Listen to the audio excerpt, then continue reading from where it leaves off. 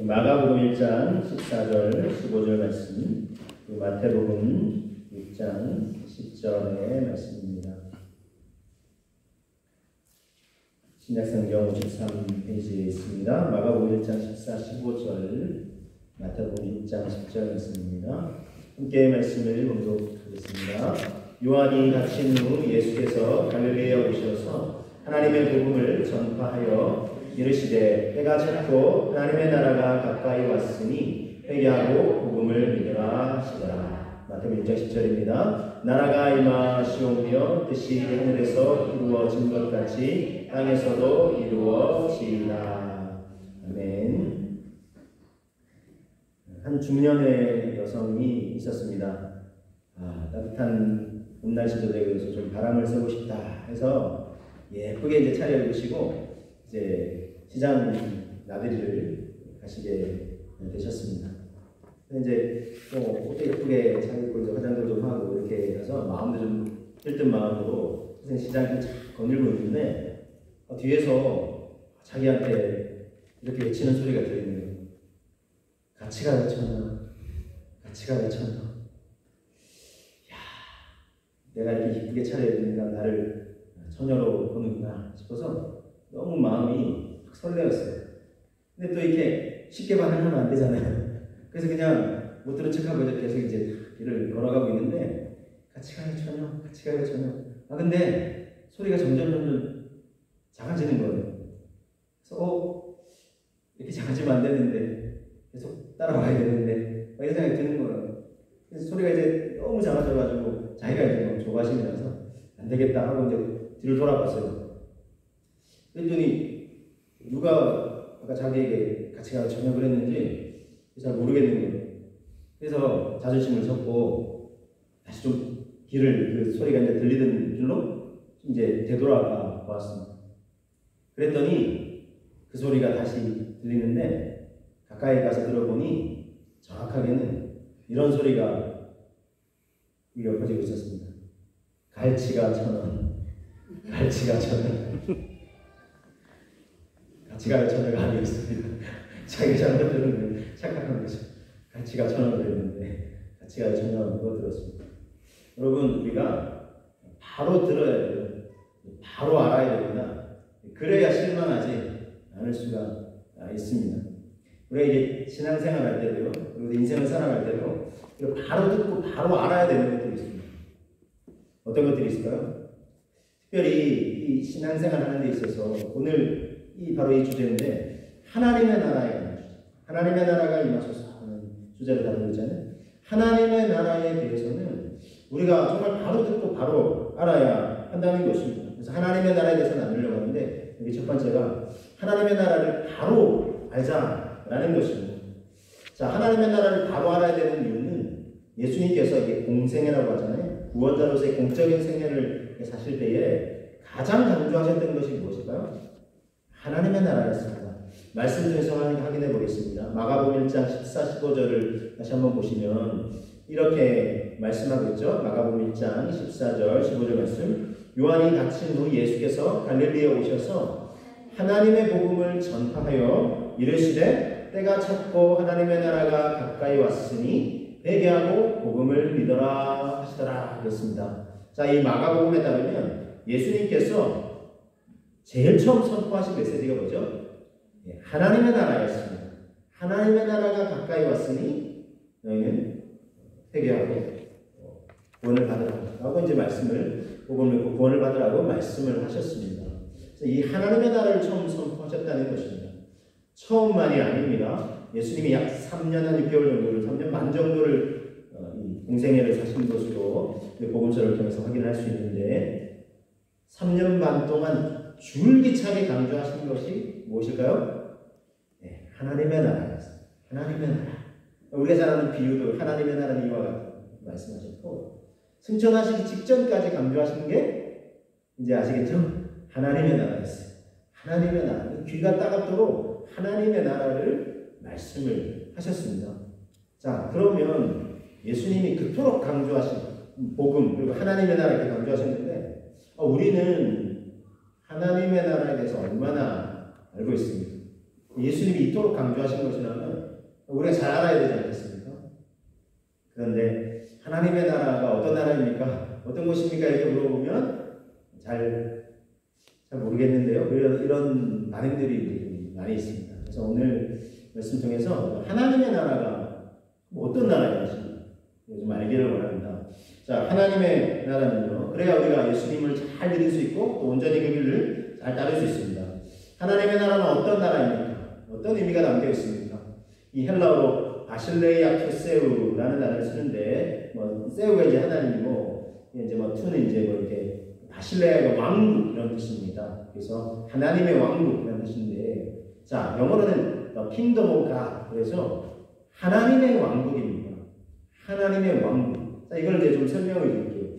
주님 기도라는 책에서 다니엘 김 목사님이 이렇게 이제 설명하셨는데, 이것은 하나님의 통치 영역, 하나님의 주권, 하나님의 질서, 하나님의 정권을 의미하는 표현이다. 즉, 하나님의 나라는 어떤 지리적 위치이기 전에 하나님의 왕 되신 모든 영역이라는 뜻이다. 그랬습니다. 그래서 지리적인 영역이 중요한 게 아니라 우리가 나라하면 이 지리적인 딱 영토 부분이 중요하잖아요. 근데 하나님 나라라고 할 때는 그 영토 부분이 그렇게 중요하지 않습니다. 왜 그런지는 제가 차츰 설명드리겠습니다. 그것보다 더 중요한 하나님의 통치, 다스리심, 그 주권이 미치는 모든 영역이 하나님의 나라입니다. 그래서 이걸 제가 조금 더 다시 풀어서 설명드리면 하나님의 주권이 미치는, 하나님이 다스리시는 나라고 하나님의 뜻이 이루어지는 것이고 사람의 생각과 통치 이념이 아니라 하나님의 뜻이 실현되는 것, 이것이 하나님의 나라라는 것입니다. 사람의 가치나 사람의 어떤 이념들이 이 세상을 지배하려고 하는 게 아니라 하나님의 통치, 비전이 이제 실현되는 거예요. 자, 그렇다면 하나님의 통치 이념은 어디에 가장 많이 담겨 있겠습니까? 하나님의 통치 이념, 하나님의 뜻은요? 네, 성경 말씀에 하나님의 뜻이 잘 담겨져 있습니다. 그래서 우리가 막 여기저기 하나님의 뜻이 어딘지 이렇게 자꾸 찾으려고 하는데 말씀을 딱 제껴놓고 하나님의 뜻을 찾으려고 하는 말씀 속에서 충분히 우리가 하나님의 뜻을 드러낼 수가 있습니다. 자, 지난주 예를 들면 제가 이제 링컨을 예를 들었어요. 그렇죠? 노예 해방 운동을 전개를 할 때 하나님의 말씀을 보니, 성경 말씀을 보니 모든 인생들은 다 하나님의 형상을 닮은 존귀한 존재잖아요. 근데 피부색이 조금 검다는 이유 또는 노랗다는 이유, 이게 차별을 받으면 안 되잖아요. 그렇죠? 그래서 이제 특별히 이제 흑인들이 그렇게 이제 노예로서 차별을 당하고 있으니까 이건 바람직하지 않다.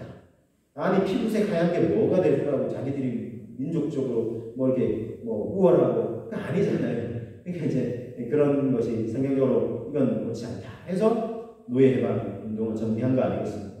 거의 나라 반으로 나눠서 싸울 정도로 그렇게 많은 반대 세력이 있었지만, 이건 하나님의 말씀을 비춰볼 때 이 노예를 자유케 하고 해방하는 것이 하나님의 형상대로 지음받은 인생이 그렇게 자기의 자존감을 가지고 살 수 있도록 하는 것이다. 이런 어떤 확신이 있었기 때문에 기도하면서 하나님 말씀을 통한 확신 가운데 하나님의 뜻을 이루고자 했던 것 아니겠습니까? 이것이 이제 하나님의 뜻을 실현하는 것, 하나님의 나라가 이루어지게 하는 그런 과정이라고 할 수 있는 것입니다. 하나님 나라가 이 땅에 임하도록 하는 길이라는 것입니다. 그것뿐인가요? 언뜻 생각하면 이 공평과 정의가 이루어지는 나라가 하나님 나라가 아닌가요? 이렇게 생각할 수 있어요. 그럼 맞습니다. 공평과 정의. 근데 이 공평과 정의도 하나님의 가치라는 것입니다. 하나님의 말씀 속에 이 공평, 정의가 얼마나 많이 담겨 있는지 몰라요. 하나님은 불의를 싫어하세요. 불공정한 것을 싫어하세요.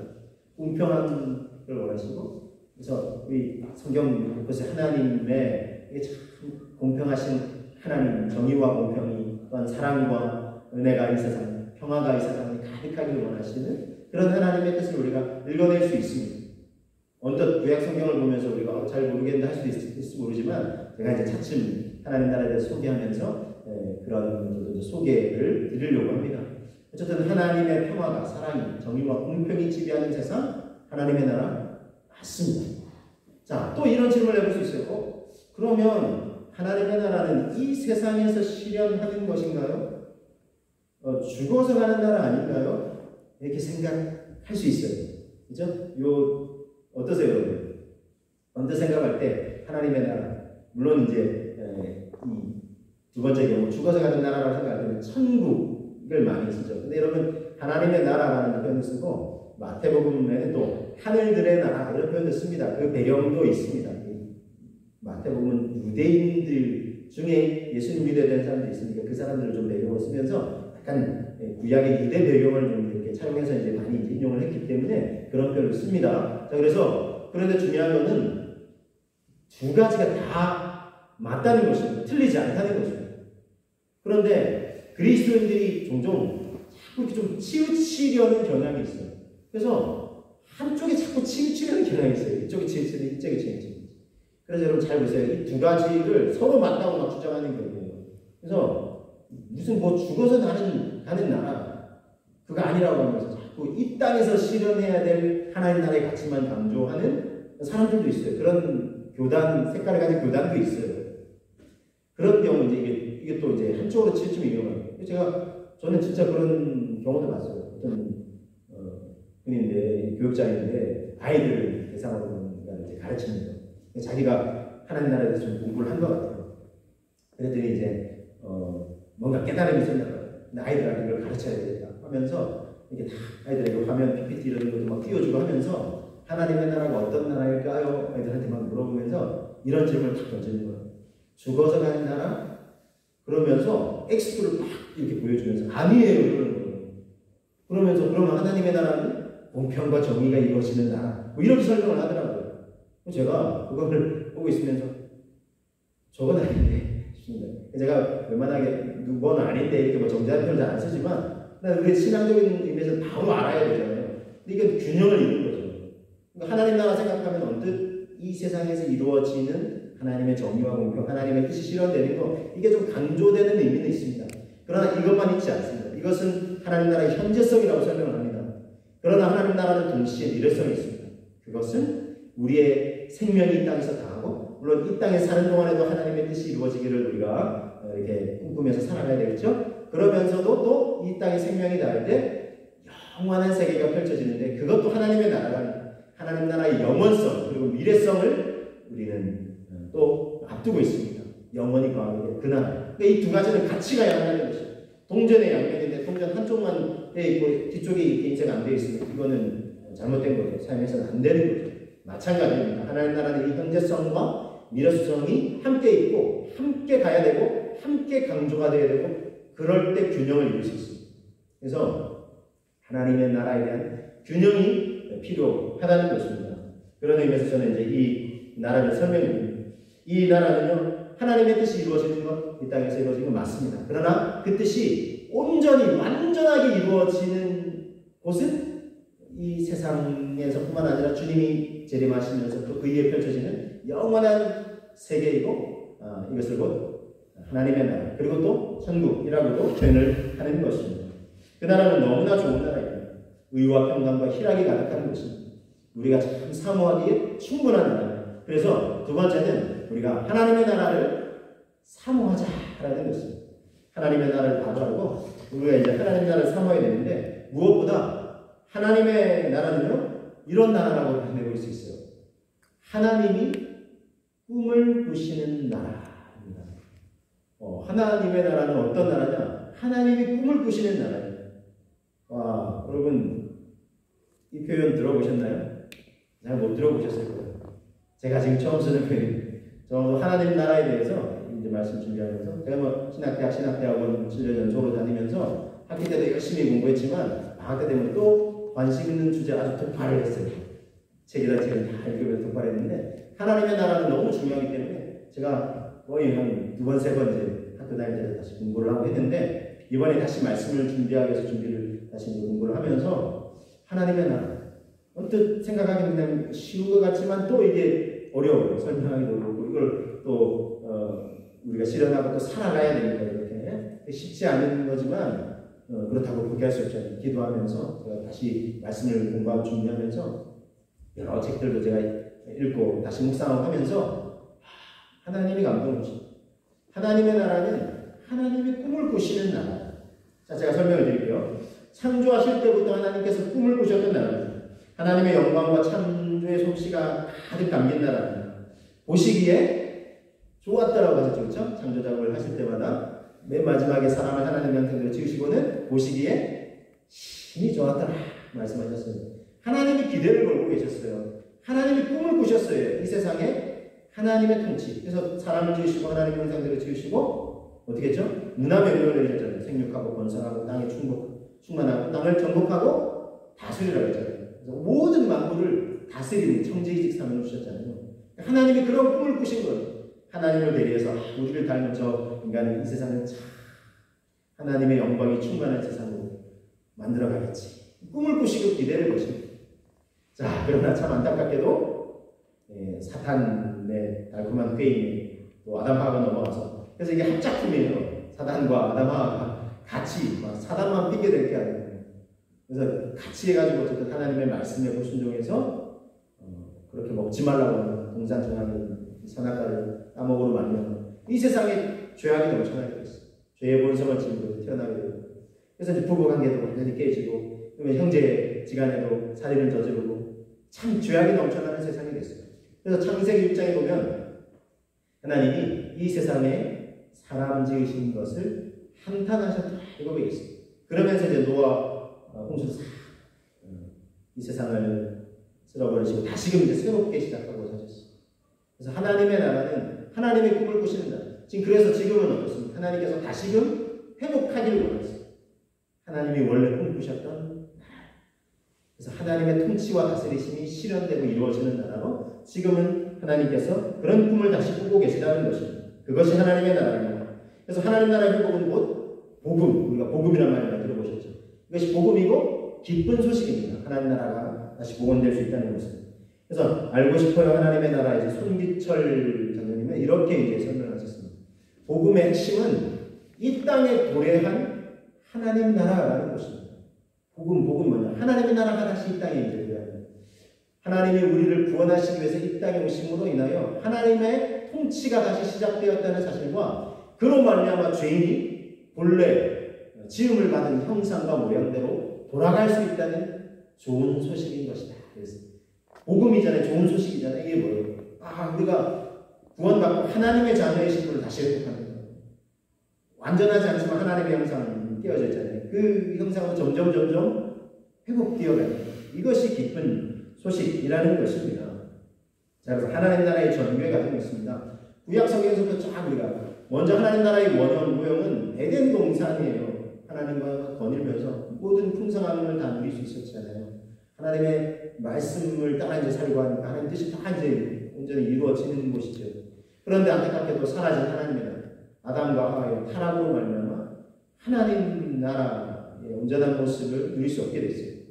그런데 하나님 다시 약속하셨어요. 창세기에서 아브라함을 통해서 약속된 하나님의 나라라는 것입니다. 그래서 아브라함에게 내가 너를 지시할 땅으로 가라. 그 땅을 너에게 주겠다고 하고 모든 만민이 너로 말미암아 복을 얻을 것이다 라고 했습니다. 하나님의 나라를 다시 펼쳐갈 것을 약속하셨고 그런데 이제 이 부분적인 하나님의 나라 이 세상에 펼쳐진 나라는 아직 온전하지 않습니다. 부분적인 출애굽기를 통해서 또 정복과 왕정을 통해서 부분적인 하나님의 나라 왕정을 통해서 하나님의 대리 통치를 실현하고자 했는데 사울 왕 같은 이스라엘의 첫 번째 왕이지만 처음에 너무 겸손했다가 하나님의 그 마음을 헤아리지 못하고 자기가 왕 되려고 하다가 왕의 자리에서 저기 다윗이 다시 세워지잖아요. 그래서 다윗도 완전하지 않습니다. 실수도 많이 하고 있지만 그래도 하나님의 뜻을 이루고자 힘썼잖아요. 그러니까 내 마음에 맞는 사람이다. 하나님께서 칭찬도 하셨고 그러나 그 이후의 왕들도 솔로몬도 처음에 아버지 다윗의 길을 가려고 하다가 나중에 타락해가지고 그 이후에 이어지는 왕들은 너무나 안타까운 모습을 볼 수 있어요. 여러분 이 세상의 모습이 없지만 하나님 모습이 지금도 하나님의 뜻을 실현해야 되는데 사람들의 자기들의 또는 자기 정당들의 이념과 가치를 실현하는 하나님 보시기에 참 안타까운 일들이 이 세상에도 여전히 일어나고 있다는 것입니다. 자, 예언된 하나님의 나라 포로 생활을 통해서 포로 귀환을 통해서 하나님께서 하나님의 통치를 바벨론이 막 이스라엘 점령하고 자기들이 온 세상 통치하는 것 같지만 하나님 아니었어요. 바벨론의 왕 고레스 왕을 통해서 이스라엘 백성을 귀환시키고 하나님의 나라 하나님이 이루시는 나라를 실현할 것을 예언하셨고 자 그런데 현재적인 의미에서 하나님 나라 이렇게 설명할 수 있습니다. 오순절 성령 강림에 의해 예수님의 이 땅에 오신 그 성령 강림을 통해서 현재적으로 우리는 하나님 나라를 경험할 수 있습니다. 지금도 경험할 수 있고 누릴 수 있습니다. 그러나 이게 끝이 아닙니다. 미래적 하나님의 나라, 완성된 하나님의 나라의 모습을 예수님의 재림 후에 우리는 경험할 수 있다는 것입니다. 자, 이것이 하나님이 꿈꾸고 계신 하나님 나라의 전개 과정입니다. 하나님의 나라는 이미 시작되었고 진행되고 있고 그리고 장차 이루어질 아름답게 완성될 나라입니다. 이처럼 하나님이 그리고 계시는 하나님의 나라를 향한 큰 그림을 제가 지금 소개해 드리는 것입니다. 이것을 우리도 깨달아 알고 그 나라를 사모할 수 있어야 하겠습니다. 자, 우리가 하나님 나라를 사모해야 되는 또 다른 또한 중요한 이유는요. 자, 히브리서 11장 16절을 통해서 소개해 드립니다. 같이 한번 읽어보시겠습니다. 그들이 이제는 더 나은 본향을 사모하니 곧 하늘에 있는 것이라. 이러므로 하나님이 그들의 하나님이라 일컬음 받으심을 부끄러워하지 아니하시고 그들을 위하여 한 성을 예비하셨느니라 그랬습니다. 자, 더 나은 본향이라고 그랬어요. 더 나은 것이기 때문에 그렇습니다. 이 땅에 살고 있는 이 나라보다 더 나은 본향이고 더 나은 것입니다. 더 나은 나라이기 때문입니다. 사랑의 원자탄이라 불리는 한국교회 자랑이라고 하는 손양원 목사님이 계십니다. 이분은 1902년부터 전쟁이 일어났던 1950년 말까지 사신 분이신데 생전에는 한센병 환자들을 돌보시는 저 여수에 있는 애양원을 섬기기도 하셨고 무엇보다 이 두 아들과 관련된 일을 통해 큰 감동을 끼치신 분입니다. 목사님에게 두 아들이 있었습니다. 이름이 동인, 동신인데 안타깝게도 공산당 청년 안재선에게 총살을 당해서 목숨을 잃게 되었습니다. 누가 봐도 안타깝고 절망스러운 상황에서 목사님은 도리어 하나님께 감사를 드리고 있습니다. 더 나아가 두 아들들을 죽게 한 이 청년, 안재선 청년을 예수님의 사랑으로 용서하고 자신의 양아들 삼기까지 했습니다. 제가 두 아들의 장례식장에서 손양원 목사님이 이렇게 인사 말씀하셨습니다. 하나님의 뜻이 계셔서 제 두 아들을 불러가신 것 믿고 감사합니다. 하나님 제 두 아들을 죽인 사람 그의 생명을 보존해 주십시오. 제가 전도하겠습니다. 그가 그대로 지옥에 가서는 안 됩니다. 하나님 저에게 그를 사랑할 수 있는 마음을 주옵소서 기도했고요. 제가 이 시간에 무슨 인사 말씀을 할 수 있겠습니까만은 그래도 하나님께 감사하는 말씀이 있어 몇 가지를 말씀드리고자 합니다 하면서 10가지를 이렇게 하셨는데 그냥 첫 번째, 두 번째는 제가 소개드리고 여섯 번째부터는 화면에 보시면서 함께 좀 보겠습니다. 나 같은 죄인을 통해서 순교의 자식들이 나오게 하셨으니 하나님 감사합니다. 둘째는 허다한 많은 성도들 중에 어찌 이런 고배들을 주께서 하필 내게 맡겨주셨는지 그 점 또한 주님 감사합니다. 이렇게 하셨고 여섯 번째부터는 좀 소개를 드립니다. 여섯째, 미국 유학 가려고 준비하는 내 아들 미국보다 더 좋은 천국에 갔으니 내 마음이 안심되어 하나님 감사합니다. 일곱째, 나의 사랑하는 두 아들을 총살할 원수를 회개시켜 내 아들 삼고자 하는 사랑의 마음을 주신 하나님 감사합니다. 여덟째, 내 두 아들의 순교로 말미암아 무수한 천국의 아들들이 생길 것이 믿어지니 우리 하나님 감사합니다. 아홉째, 이 같은 역경 중에서도 이상 8가지 진리와 하나님 사랑을 찾는 기쁜 마음, 여유 있는 믿음 주신 우리 주 예수 그리스도께 감사합니다. 열 번째, 이렇듯 과분한 축복 누리게 되는 것을 감사합니다. 장례식장은 눈물바다가 되었습니다. 근데 이 김영 목사님은 슬퍼하시기보다 왜 안 슬프겠습니까? 그러나 슬픔보다 하나님 나라에 대한 소망과 확신 가운데 영광일세 영광일세 내가 누릴 영광일세 자기 찬송을 부르셨습니다. 그리고 그냥 말로만 하신 게 아니라 실제 목사님 아들 죽인 이 안재선을 양자로 삼아서 손재선이라는 새 이름을 주었고 나중에 목회자로 키워낸 사랑의 기적을 이루어 내셨습니다. 그럼 어떻게 이렇게 하실 수 있으실까요? 하나님 나라를 향한 확신과 사모함이 있으셨기 때문입니다. 우리가 살고 있는 나라보다 더 나은 나라를 향한 믿음과 사모함이 있기에 가능했던 일입니다. 이 하나님 나라를 향한 이 믿음과 사모함이 있을 때 그럼 우리의 삶에도 힘든 일이 있잖아요. 슬픈 일이 있고 억울한 일이 있지 않겠습니까? 여러분 이 땅에서의 여정이 전부가 아닙니다. 이 땅에서도 하나님께서 우리를 위로해 주실 것이고 그리고 또 하나님께서 더 나은 그곳에는 더 이상의 아픔도 죽음의 검색을 복하는 것도 애통하는 것도 없는 곳이라고 말씀하고 있습니다. 영원히 거할 수 있는 그곳을 우리를 위해서 예배해 놓고 계십니다. 하나님 나라의 현재성, 이 땅에서의 삶의 자리에서도 하나님이 함께해 주시고 그것을 이루어가는 삶을 살아요. 그러나 예비하신 그 영원한 하나님 나라의 소망을 바라보면서 우리가 참 힘든 일, 억울한 일, 힘든 일 당할 때도 하나님 나라에 대한 소망, 하나님 나라의 비전을 품은 자는 그래서 이 세상에 막 같이 흔들리지 않습니다.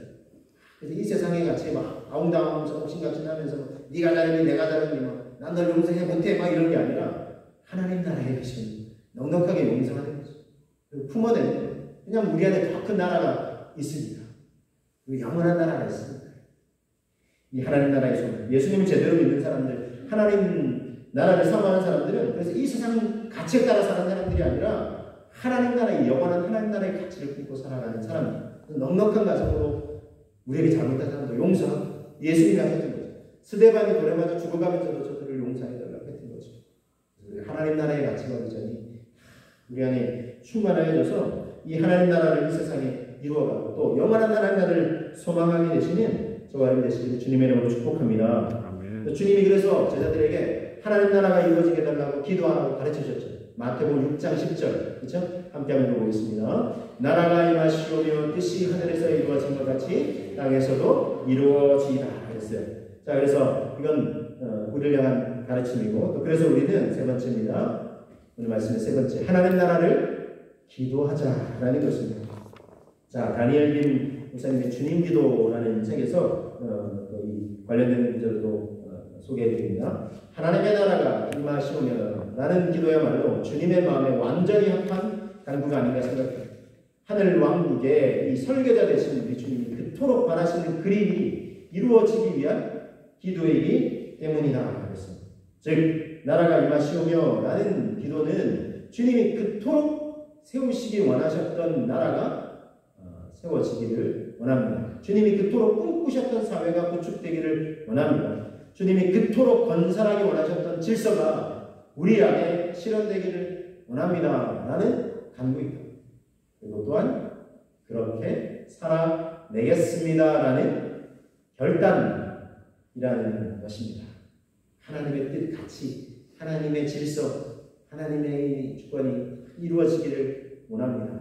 그래서 정치, 경제, 사회, 교육, 예술, 문화, 그리고 국토, 국방 전 분야에, 전 영역에 그래서 그게 지리적인 중요한 게 아니라 모든 하나님의 주권이 온 세계를 이렇게 뒤덮을 수 있도록 물이 바다를 덮은 같이 여호와의 영광을 인정하는 것이 온 세상에 가득할 수 있도록 우리가 기도해야 하고 우리가 꿈을 꿔야 되고 우리가 또 그렇게 살기를 결단할 수 있어야 되겠습니다. 그래서 그럼 어떻게 기도해야 되나요? 구체적으로 이렇게 할 수 있죠. 그래서 오늘도 앞으로는 것이 아니라 앞으로 이제 하나님 나라에 대해서 말씀을 하면서 구체적으로 우리가 또 어떻게 기도를 해야 될지, 어떻게 또 그 나라를 사모해야 될지 계속해서 나누겠습니다. 오늘은 큰 그림을 그리면서 우리 이렇게 한번 기도하면 좋겠습니다. 같이 한번 해보실까요? 하나님 나라를 바로 알게 하소서. 하나님의 나라를 알게 하소서. 하나님 나라를 사모하게 하소서. 하나님 나라를 사모하게 하소서. 하나님 나라를 기도하게 하소서. 하나님 나라를 기도하게 하소서. 이렇게 기도하고 간구하며 나가시는 저와 여러분들 되시기를 주님의 이름으로 축복합니다. 함께 기도하겠습니다. 주님의 나라가 임하게 하소서. 주님이 통치하시고 주님이 꿈꾸시는 나라를 우리도 꿈꾸게 하시고 그 나라가 뜻이 이루어지도록 기도하게 하옵소서. 함께 기도하겠습니다.